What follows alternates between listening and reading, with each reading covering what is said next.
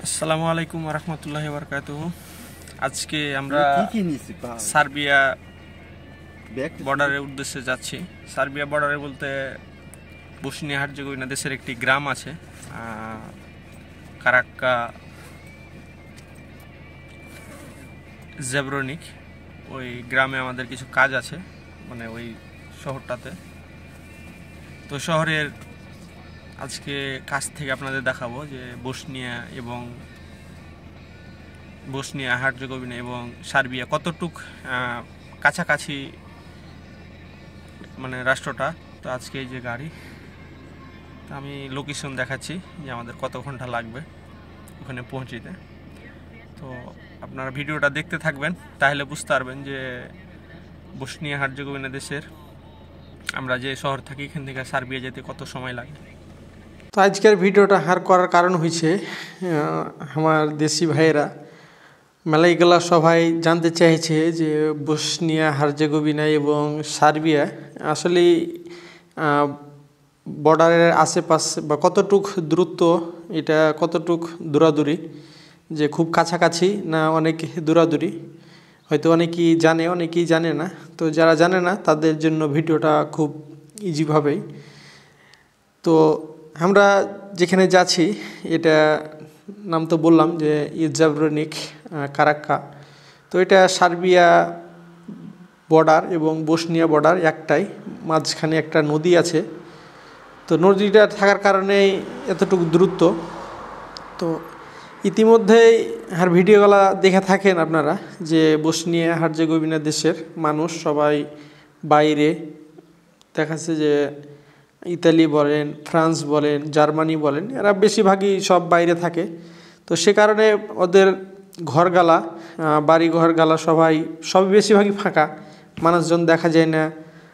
তারপর বসত বাড়ি কম, তাদের মানুষের চলাচল কম। তো আমি যে এখান থেকে এতটুকু ভিডিও করেছি শুরু থেকে শেষ পর্যন্ত, তো মানুষ যাতায়াত নাই, জনসংখ্যা দেখতে পাওয়া যায় না, মানে সবাই বাইরে নিজের কাজ নিয়ে ব্যস্ত থাকে। তো এই দেশগুলা আসলে জনসংখ্যা না থাকার কারণে দেশগুলো পুরোটাই ফাঁকা, বাড়িঘরগুলো পুরে থাকে, মানুষজন নাই। তো দেখার মতন কিছু নাই যে আপনাদের হয়তো ঘুরিয়ে ঘাড়িয়ে কিছু দেখাবো। তো রাস্তার কিছু দৃশ্য আপনাদের সাথে তুলে ধরছি এবং এ দেশটা সম্পর্কে কিছু কথা বলছি আপনাদের। যে আমরা যখন আসি তখন এ দেশের যখন প্রথম যে এলাকায় এখন যাচ্ছি আমি, এই এলাকায় প্রথম যখন আসি তখন এখানকার মানুষ আমাদের দেখে ভয় খাইত এ কারণেই আমাদের মিগ্রেন্ট মনে করত, মানে আমরা এই অবৈধভাবে এখানে আছি কি না আছি, বা আমাদের ডকুমেন্টস আছে কি না, আমরা বৈধভাবে এখানে কাজ করি কি না।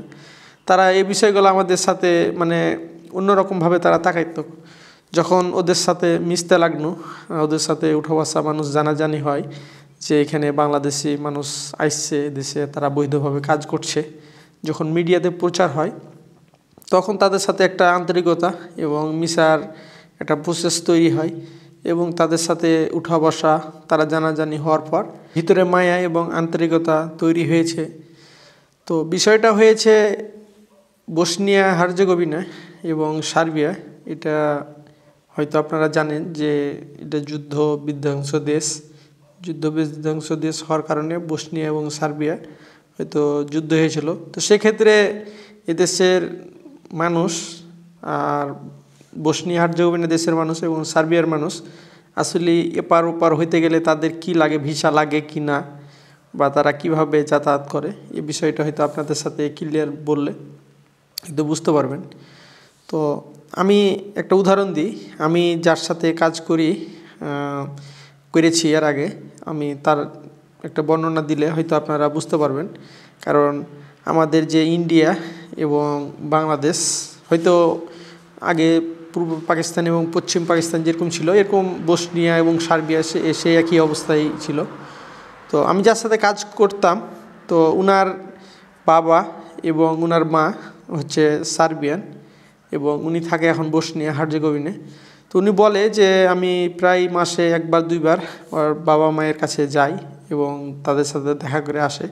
তো আমি জিজ্ঞেস করলাম যে আসলে আপনি যেখান থেকে ওখানে যান আপনার কোনো কিছু লাগে কি না, ভিসা অথবা তাদের সাথে যোগাযোগ করতে গেলে আপনার কী ডকুমেন্টস লাগে। তো সে বলল যে আমাদের এগুলো লাগে না, কারণ আমাদের যখন ভোটার আইডি কার্ড হয়ে যায় সেটা আমরা যে কোনো জায়গাতে যেতে পারি। কারণ সেনজেনে বলেন, এটা তো সার্বিয়া, এটা পার্শ্ববর্তী দেশ, এটা যে কোনো সময় যাওয়া যায়। আর যে কোনো সেনজেনের দেশে এর কোনো সমস্যা বা বাধা নাই। তো এ হচ্ছে এদেশের মানুষ এবং ওদেশের মানুষের একটা তথ্য যে তাদের এসব ব্যাপারে কোনো থাকে না। আমাদের যেরকম ইন্ডিয়া যেতে গেলে ভিসা লাগে, এদেশে তাদের কিন্তু ভিসা লাগে না। তো বিষয়টা হয়েছে যে সার্বিয়া এবং বসনিয়া হার্জেগোভিনা এটা হচ্ছে একটাই ধরতে হবে, কারণ তাদের চলাচল বিজনেস বলেন এগুলো সব সুখা বর্ডার বলতে পাশে একটা রেখা আছে নদীর মতন। এই নদীর পাশ দিয়ে এই যে রাস্তাগুলো আছে আমরা যে এখন যাচ্ছি, এই রাস্তার এবং নদী, তো বাম পাশে হচ্ছে বসনিয়া হার্জেগোভিনা এবং ডান পাশে হচ্ছে বসনিয়া হার্জেগোভিনা, আর বাম পাশে যে নদীটা একটা আছে নদীর পাশ দিয়ে এটা হচ্ছে সার্বিয়া। তো এখানে ছোট্ট একটা নদী। তো অনেকে হয়তো প্রশ্ন করতে পারে যে নদীর এপার থেকে ওপার গেলে কি সমস্যা হবে কি না আমাদের। তো আমরা যে ভিসাতে আছি বসনিয়া হার্জেগোভিনা দেশে, যতগুলো নন সেনজেন আছে এগুলো যে কোনো দেশ থেকে আমি ঘুরে আসতে পারবো যদি ভিসা আমাদের সব কিছু ওকে থাকে। তো আপনি এই ভিসা দিয়ে সার্বিয়াও যেতে পারেন। আপনি যেগুলো সেনজেন হয়নি এই কয়েকটা দেশ বসনিয়ার সাথে যাদের আছে ওইগুলো দেশে আপনি এই ভিসা দিয়ে ঘুরে আসতে পারবেন, সমস্যা হবে না। তো আমি এখন যে রাস্তাতে যাচ্ছি এটা জ্যাব্রোনিক এবং কারাক্কার মাঝামাঝি এই রাস্তাটা।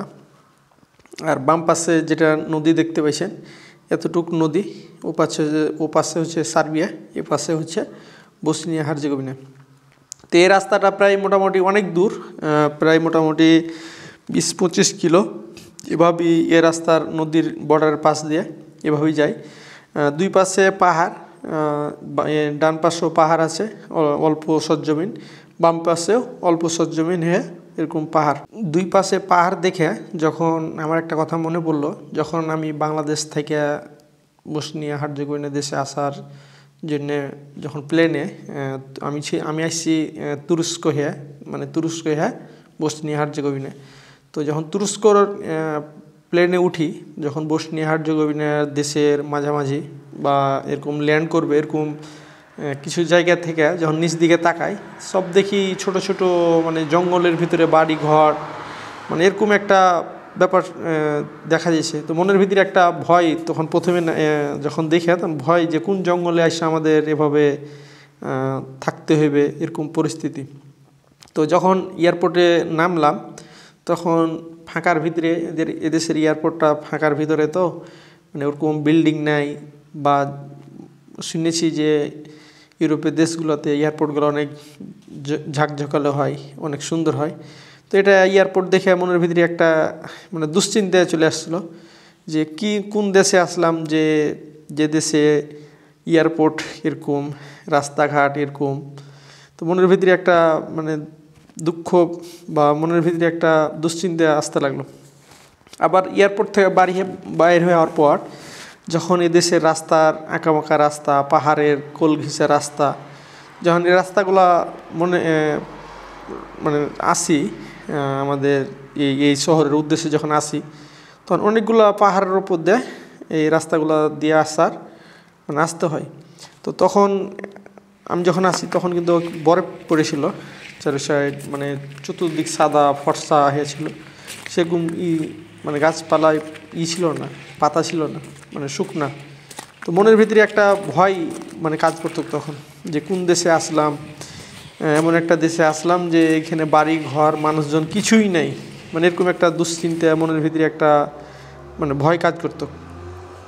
তো যখন এখানে আসলাম ওই শহর দিয়ে পার হয়ে যখন আমি এখানে আসলাম, তখন এই শহরের কিছু ওই যে বাড়ি ঘর মানুষজন এসব দেখে মনের ভিতরে একটা তৃপ্তি আসলো যে আসলে এই শহরটা, দেশটা কীরকম একটা অগোছালো, ফাঁকা, মানুষজন নাই, ঘনবসত নাই। এই বিষয়গুলো মনের ভিতরে খুব মানে দুশ্চিন্তিত। তো কথাটা মনে পড়লো তাই আপনাদের শেয়ার করলাম। যারা হয়তো আসবেন তারা হয়তো দেখতে পাবেন যে আসলে বেশিরভাগ ক্ষেত্রেই জঙ্গল দেখা যায়, মানুষজন নাই, ফাঁকা বাড়িঘর। আর যারা হয়তো আসছেন তারা তো জানেন যে দেশের পরিস্থিতি বা প্রকৃতি কী। তো আমরা যেখানে আসার দরকার আমরা এই জায়গায় চলে এসেছি। এই জায়গাতে আমাদের অফিস, এই জায়গাতে আমরা নামবো। আপনাদের হয়তো আরও কাছ থেকে বর্ডারটা দেখাবো যে আসলে যারা হয়তো ভাবছেন যে সার্বিয়া অন্য মানে অনেক বসনিয়া হার্জেগোভিনা দেশ থেকে পার হওয়া যায় কি না বা যেতে পারবো কি না, এই বিষয়গুলো আসলে কোনো কিছুই ব্যাপার না। বসনিয়া এবং সার্বিয়া খুব কাছাকাছি, যে আপনি যে কোনো সময় হয়তো ভিসা আপনার নিয়ে যেতে পারবেন, এটা কোনো ব্যাপার না। এখন ক্রোয়েশিয়া সেনজেন হয়ে যাওয়ার কারণে ক্রোয়েশিয়া ঢোকা এই পাসপোর্ট দেওয়া আসলে মুশকিল। তো সে কারণে ক্রোয়েশিয়ার কথা বলতে পারবো না, সার্বিয়ার কথা বলতে পারবো। তো চলেন আপনাদের দেখাই। আমি এখন যে অবস্থায় আছি এটা হচ্ছে আমার পিছনে, এটা সার্বিয়া, এটা সার্বিয়ার নদী। তো এখান থেকে ওই পিছনে আমার ওই যখন একটা ব্রিজ দেখতে পাচ্ছেন, ওখান থেকে পারাপার হয় মানুষ। তো এখানে মোটামুটি পুলিশ থাকে আশেপাশে। বর্ডারের পাশে যাব। তো আমার পিছনে যেটা দেখছেন এটা হচ্ছে সার্বিয়ার নদীর পাশে পাহাড়। এই পাশে মোটামুটি পুলিশ গার্ড আছে, পুলিশের টহল থাকে বেশি। তো আমরা মূলত প্রথমে যখন আসি তখন আমরা এই শহরে কিছুদিন ছিলাম, এখান থেকে তখন আমরা অন্য জায়গায় যাই। আজকে আবার ফের এই জায়গাতে আসছি, যে পিছনে। যে ভাই প্রশ্ন করেছিল যে ভাই বসনিয়া হার্জেগোভিনা এবং সার্বিয়া আসলে কতটুকু দূরত্ব, তো বিষয়টা হচ্ছে ভাই এখানে খুব দূরত্ব না, খুব কাছাকাছি। এবং হয়তো আমি যাতায়াত করার কারণে আপনার সামনে ভিডিওটা শেয়ার করলাম। তো অসংখ্য ধন্যবাদ ভাই আপনাকে প্রশ্ন করার জন্য, বা আপনি হয়তো জানতে চেয়েছেন তাই আপনাদের পুরোটাই দেখাইলাম। তো যারা এখনও চ্যানেলটি সাবস্ক্রাইব করেননি, বসনিয়া হার্জেগোভিনা দেশ সম্পর্কে যারা হয়তো জানতে চান বা আশার বিষয় সুযোগ সুবিধা, তো আপনারা অবশ্যই কমেন্ট করবেন। আমি কমেন্টে ভিডিওর মাধ্যমে হয়তো আপনাদের যতটুকু পারি এটা তুলে ধরব। এবং যারা ভিডিওটা সম্পূর্ণ দেখলেন অসংখ্য ধন্যবাদ। এখনও যারা কমেন্ট করেনি অবশ্যই কমেন্ট করবেন এবং লাইক দিবেন। লাইক দিলে হয় কি যে পরবর্তী ভিডিও ছাড়লে হয়তো আপনাদের কাছে যাবে।